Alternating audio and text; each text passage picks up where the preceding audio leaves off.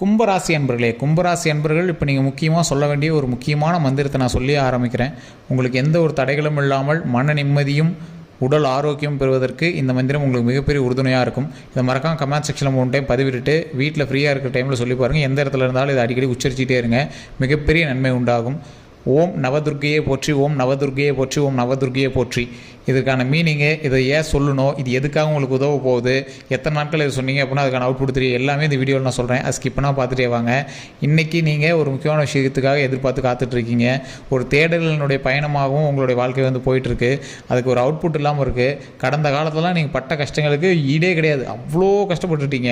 ஒரு 2017க்கு மேலாம் நீங்கள் வந்து ரொம்ப அப்செட் ஆகி தான் இருந்திருப்பீங்க. அதில் 2019 உங்களோட உச்சக்கட்ட அப்செட்னே சொல்லிடலாம். அதை கம்பேர் பண்ணும்போது இப்போ நடந்ததெல்லாம் பெரிய பெரிய பிரச்சனைகளை தான் நீங்கள் வந்து சந்திச்சிருப்பீங்க. கடந்த ஒரு 3 வருடங்கள் ஆகலாம்.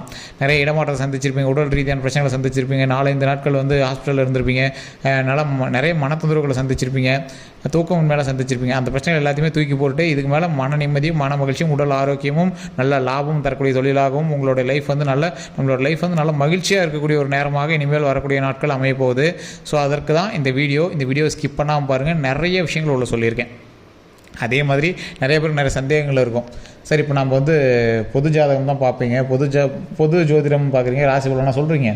இதில் எப்படி சார் கரெக்டாக இருக்கும்? ஏன்னா கும்பராசியில் நிறையா பேர், கோடிக்கணக்கான பேர் இருக்கான். அத்தனை பேருக்கு செட் ஆகுமான்னு கேட்டால் செட் ஆகாது. அதுக்கு தான் நான் கீழே ஃபோன் நம்பர் கொடுக்குறேன், தனிப்படையான ஜோதிடம் பார்க்கணும் அப்படின்னு.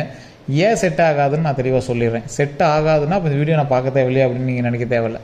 ஏன் அப்படின்னு கேட்டிங்கன்னா, இப்போ ஒரு ராசியில், இப்போ கும்பராசியில் இருக்கோம் அப்படின்னா ஒரு கிட்டத்தட்ட ஒரு 10-12 கோடி பேர் இருப்பான். 120 கோடி பேர் இந்தியாவில் இருக்கிற, 130 கோடி தாண்டி இருக்குன்னாரும். ஸோ அதில் ஒரு 110 கோடி பேருக்கு மேலே வந்து கும்பராசிக்காரன் இருப்பான். இந்த 10 கோடி பேரில் எல்லாத்துக்கும் ஒரே மாதிரியே நடக்குமா? கிடையாது. ஏன்னா ஒவ்வொருத்தருக்கும் ஒவ்வொரு லக்கினம், வேறு வேறு தசாபுத்தி, அதே மாதிரி வேறு லொக்கேஷனு, வேறு நட்சத்திரங்கள், அது மாதிரி நிறைய விஷயங்கள்னால வேறுபாட்டு இருக்காங்க. பக்கத்தில் இருக்கக்கூடிய ராசிகள் வேறு, அவங்களுடைய தாய் தந்தையரோட ராசி வேறையாக இருக்கும், கணவன் மனைவியோட ராசி வேறையாக இருக்கும், வீட்டில் இருக்கக்கூடிய குழந்தைகளோட ராசி வேறையாக இருக்கும். ஸோ இந்த மாதிரி நிறைய விஷயங்கள்னால இங்கே வந்து வேறுபாடுகள் இருந்திருக்கும். இங்கே இருக்கக்கூடிய லொக்கேஷன் கூட இதற்கு ஒரு முக்கியமான ஒரு ஈடாக இருக்கும். அதனால தான் ஆக்சிஸ் பார்ப்பாங்க. நீங்கள் பிறந்த இடத்துலேருந்து ஆக்சிஸ்னு பார்ப்பாங்க ஜோதிடத்தில். ஸோ இந்த மாதிரி நிறைய விஷயங்களால் வேறுபட்டு இருக்கிறதுனால தான் ஒரே மாதிரி நடக்கிறதில்ல. சரி சார், இப்போ இந்த தனிப்படையான ஜாதகத்தை நம்ம வந்து கொடுத்து பார்த்துட்டோம். இதில் அக்வேர் அணிவராக சொல்லிடுவாங்களா அப்படின்னு கேட்டால், இந்த ஃபோன் நம்பர் கொடுத்துருங்க பார்த்தீங்களா, இந்த ஃபோன் நம்பரில் இருக்கிற ஒரு ஜோதிடர்களுக்கெல்லாம் குரு. சமீபத்தில் வெளியான திரைப்படத்தில் அந்த இசையமைப்பாளரும் சரி, டைரக்டரும் சரி, இவர் தான் ஜோதிடம் பார்த்துருந்தாங்க. அதை பார்த்துட்டு அந்த இதில் இருக்கக்கூடிய நடிகரும் ப்ரொடியூசரும் இவர்கிட்ட இப்போ ஜோதிடம் பார்த்துட்ருக்காங்க. எல்லா விஷயங்களும் சீக்ரெட்டாக வச்சுருக்காங்க. இப்போ நான் அந்த பேரை கூட நான் சொல்ல வரும்ல, அந்தளவுக்கு சீக்ரெட்டாக தான் இருக்குது. ஸோ அதனால தான் நான் வந்து மெயினாக சொல்ல, இது ஒரு பிரபலமான ஒரு இசையமைப்பாளர்னு சொல்லலாம். அதே மாதிரி அந்த ப்ரொடியூசரும் பிரபலமான ப்ரொடியூசரு. ஸோ அதனால் நீங்கள் வந்து உங்களுக்கு வேணும் அப்படின்னா நீங்கள் அந்த நம்பருக்கு வந்து கால் பண்ணி எடுத்துக்கலாம். சார், இப்போ பெரிய ஆளுங்களாம் பார்க்குறாங்க அப்படின்னா காசு அதிகமாக கேட்பாங்களா? அப்படிலாம் இல்லை சார். எல்லாருமே ஒரு மிடில் கிளாஸுக்கு தகுந்த மாதிரி தான் பண்ணியிருக்காங்க. அது மட்டும் இல்லாமல் நிறைய ஜோதிடர்களுக்கு ஒரு ஆசான், நிறைய ஆக்டர்ஸ்க்கு, பொலிட்டிஷியன்ஸ்லாம், அரசியல்வாதிகளுக்கெலாம் இவர் தான் ஜோதிடம் பார்த்துட்ருக்காரு. உங்களுக்கு வேணும் அப்படின்னா இந்த ஃபோன் நம்பர் கொடுத்துருக்கேன், நீங்கள் ஃபோன் மூலமாகவே உங்களோட ப்ராப்ளம் சொல்லி சால்வ் பண்ணிக்கலாம். அதே மாதிரி இன்னொரு முக்கியமான விஷயம், இந்த தனுசு ராசியை பொறுத்த வரைக்கும் இந்த மற்ற ராசிகளை கம்பேர் பண்ணும்போது இந்த தனுசு ராசி, விருச்சிக ராசி,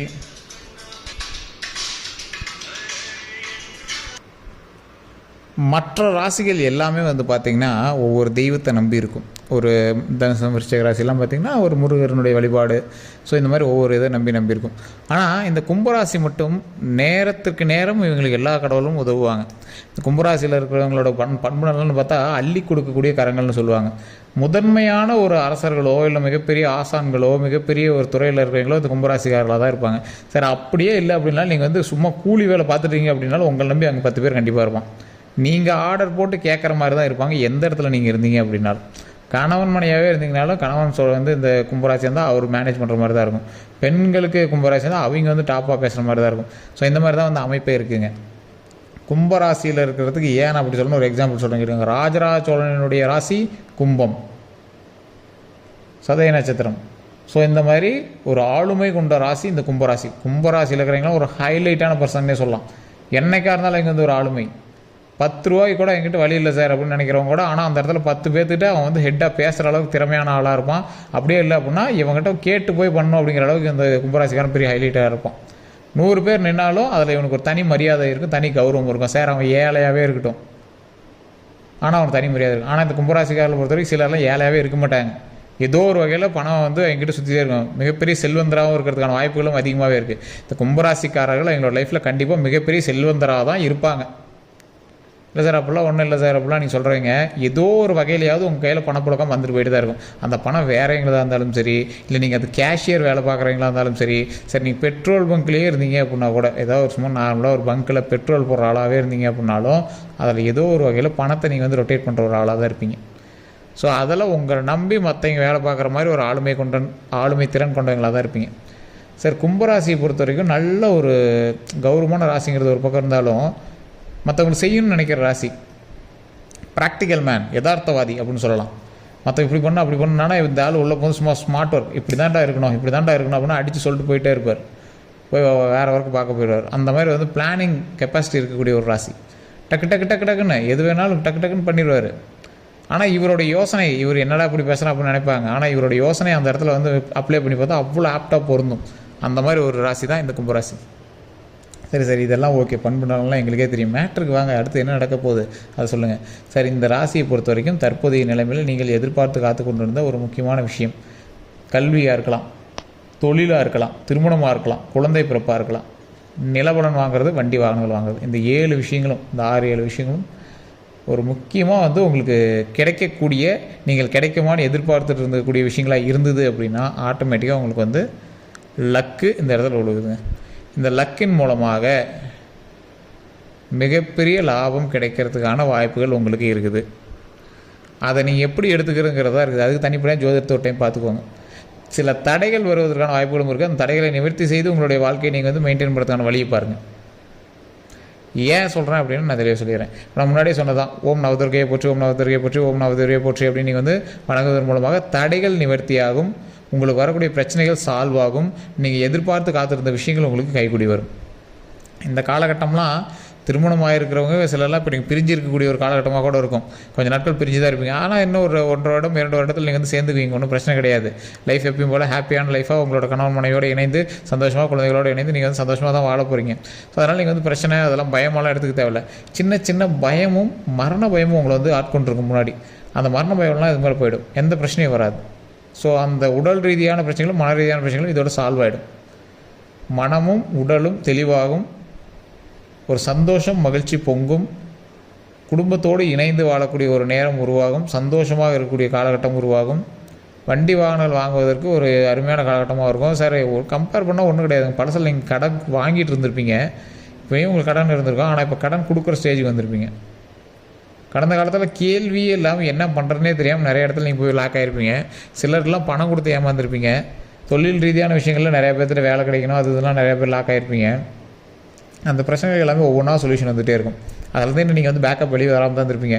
கடன் வாங்கினதே அதுக்காக தான் வாங்கியிருப்பீங்க. அதனால் ஒரு உருப்படியான விஷயங்கள் எதுவுமே பண்ணிட மாட்டீங்க. நீங்கள் கடன் வாங்கினதெல்லாம் எடுத்து பார்த்தீங்கன்னா அது எதுக்கு வாங்கினே தெரியல சார், என்ன பண்ணணுன்னு கேட்டால் கூட இப்போ எனக்கு என்னால் மைண்டில் சொல்ல முடியும் சார், அப்படி தான் இருக்கும்.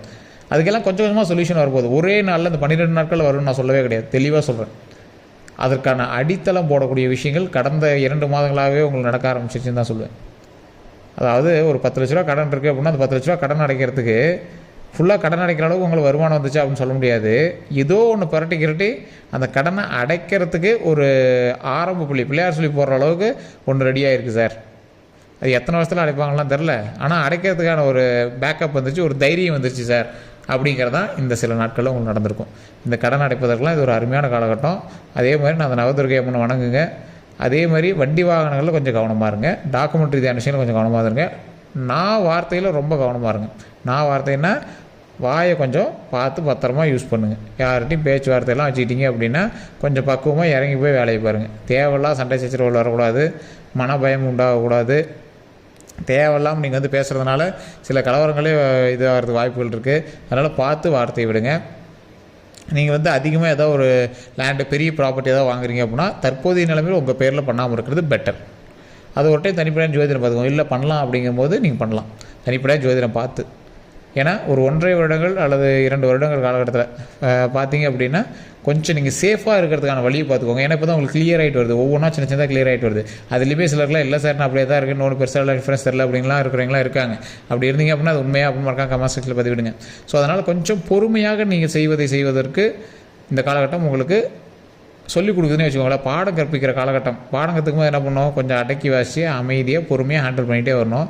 அதனால் நீங்கள் மைண்டு கொஞ்சம் கிளியராக வச்சுக்கிட்டு தெளிவாக ஒவ்வொரு விஷயத்தையும் பார்த்து பண்ணிங்க அப்படின்னா இந்த காலகட்டம் உங்களுக்கு ஒரு அருமையான காலகட்டமாக வரும்.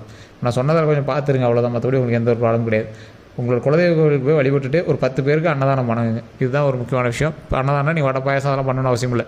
தயிர் சோறோ புளி சோறோ எலுமிச்சை சோறோ ஏதோ ஒன்று கலரி ஒரு 10 பேத்துக்கு இல்லை 5 பேத்துக்கு கொடுங்க. அது ரொம்பவே நல்லது. அதுதான் உங்களுக்கு மிகப்பெரிய பரிகாரம். அதே மாதிரி வீண் சண்டை சச்சரவு போகக்கூடாது. மற்றவங்களுக்கு ஜாமீன் கையெழுத்து போகிறதுக்கு போடக்கூடாது. தேவையில்லாத வார்த்தைகளை விட்டு வாங்கி கட்டிக்கூடாது. இதுதான் முக்கியமான விஷயமாக கருதப்படுதுங்க. மற்றபடி எந்த ஒரு ப்ராப்ளம் கிடையாது. நீட்டான ஒரு காலகட்டமாகவும் இந்த காலகட்டம் வந்து அமையுது. ஸோ இந்த வீடியோ பிடிச்சா லைக் பண்ணுங்கள், உங்களோட நண்பர்கள் போயிருங்க. வேறு ஏதாவது சந்தேகங்கள் இருந்தால் மறக்காம கமெண்ட் செக்ஷனில் பதிவு விடுங்க. இது ஃபேஸ்புக்கில் பார்க்குறீங்க அப்படின்னா ஃபாலோ பண்ணிக்கோங்க. ஃபேஸ்புக்கில் குரூப்பில் நீங்கள் வந்து ஷேர் பண்ணுங்கள். கண்டிப்பாக ஒரு ஷேராக பண்ணிவிட்டு வாங்க. அதே மாதிரி நீங்கள் யூடியூப்பில் பார்க்குறீங்க அப்படின்னா பெல் பட்டனை ப்ரெஸ் பண்ணிக்கோங்க. சப்ஸ்கிரைப் பண்ணிட்டு பெல் பட்டனை ப்ரெஸ் பண்ணி அதில் ஆல் அப்படிங்கிற கிளிக் பண்ணிக்கோங்க. எல்லோருக்கும் நன்றி நண்பர்களே.